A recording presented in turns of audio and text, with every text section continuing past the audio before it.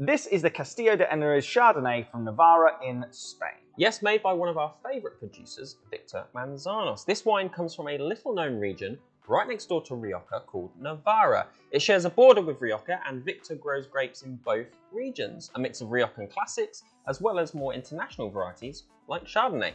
Now, Chardonnay, Sam. I know you're a big fan, but it can be hard to sell to many of our fellow winos. It's just not had the best reputation for a while, right?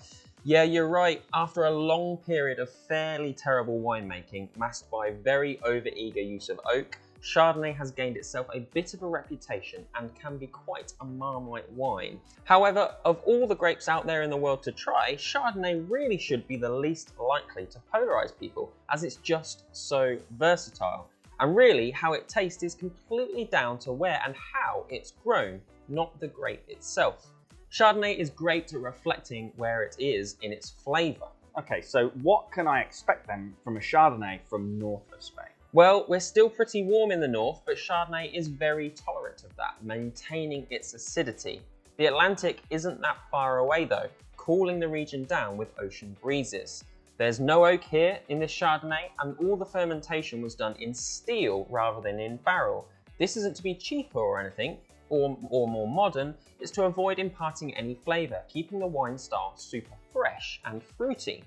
No signs of butteriness or toasty notes like some big Chardonnays. I mean, and at 12.5%, this really is kind of cool climate style, up there with, your Sauvignons or your Pinot Grigios. Absolutely, fresh stone fruit flavours, clean and crisp, a real summer Chardonnay. But it does have that typical silky touch you get from this grape. It's not as jagged as, say, Sauvignon Blanc or Pinot is with its acidity.